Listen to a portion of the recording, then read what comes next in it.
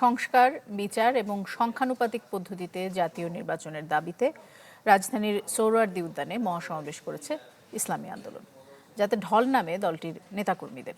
সংহতি জানিয়েছে Jamaat, NCP, AB party সহ বেশ কয়েকটি রাজনৈতিক দল।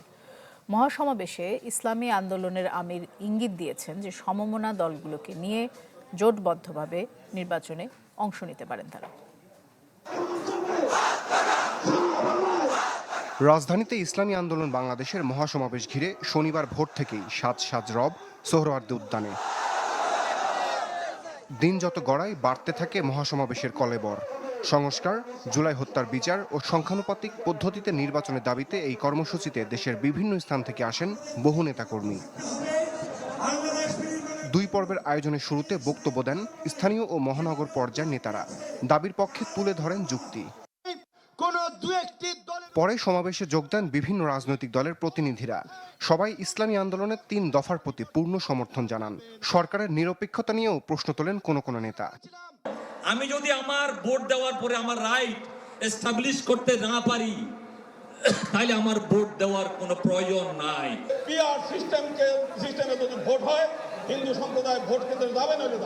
দু একটি দলকে প্রাধান্য দিয়ে বেশিরভাগ জনগণের আকাঙ্ক্ষার বিপরীতে গিয়ে কোন সিদ্ধান্ত বাস্তবায়নের দুঃসাহস দেখাবেন না।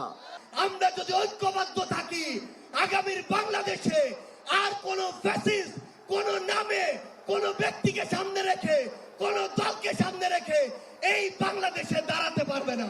সংস্কারের ব্যাপারে অনেকে ঢিলা দিচ্ছেন, বলে ইলেকশন আর সংস্কার একসাথে হবে, ক্ষমতায় গিয়ে করব। কিভাবে বুঝলেন কে ক্ষমতায় যাবে? জনগণের ভোট আপনি পান, তারপরে আপনি ক্ষমতায় যাবেন। প্রাণ সসের মাখামাখি টেস্ট নুডলসকে করে তোলে আরো ইয়ামি, আরো জোস। তাজা পাকা টমেটো আর সিক্রেট রেসিপি কম্বিনেশনে প্রাণ সসের বস। অন্য দলের রাজনৈতিক নেতাদের বক্তব্যের পর ইসলামী আন্দোলনের আমির দলীয় নেতাকর্মীদের দেন নির্বাচনকালীন দিক নির্দেশনা। অভিযোগ করেন মৌলিক সংস্কারে কেউ গড়িমসি করছে। ইঙ্গিত ইসলাম ভিত্তিক দলগুলোর জোটগত নির্বাচনের। কারো নাম ধরে সমালোচনা করতে চাই না, তবে পুরনো রাজনৈতিক অপসংস্কৃতি জিয়ে রাখার চেষ্টা সহ্য করা হবে না। এখন ইসলামের পক্ষে যে ক্ষেত্র তৈরি হচ্ছে, এই ক্ষেত্রে যদি আমরা মাঠে ময়দানে সোচ্চার না থাকি, তাহলে এই দেশের ভিতরে মাঠের ভিতরে আগাছা জন্মাবে এবং ফ্যাসিস্টরা আমাদের বাংলাদেশকে কলুষিত করবে। মহাসমাবেশ থেকে সংস্কার, বিচার ও সংখ্যানুপাতিক পদ্ধতিতে নির্বাচন ছাড়াও জনপ্রশাসনকে ঢেলে সাজানো এবং ভারতের সাথে রাষ্ট্রবিরোধী চুক্তি বাতিলেরও দাবি জানায় ইসলামী আন্দোলন বাংলাদেশ। যে দল যত শতাংশ ভোট পাবে সংসদে তাদের সেই অনুপাতে আসন থাকবে। রমিজ হুসাইন, চ্যানেল 24, ঢাকা।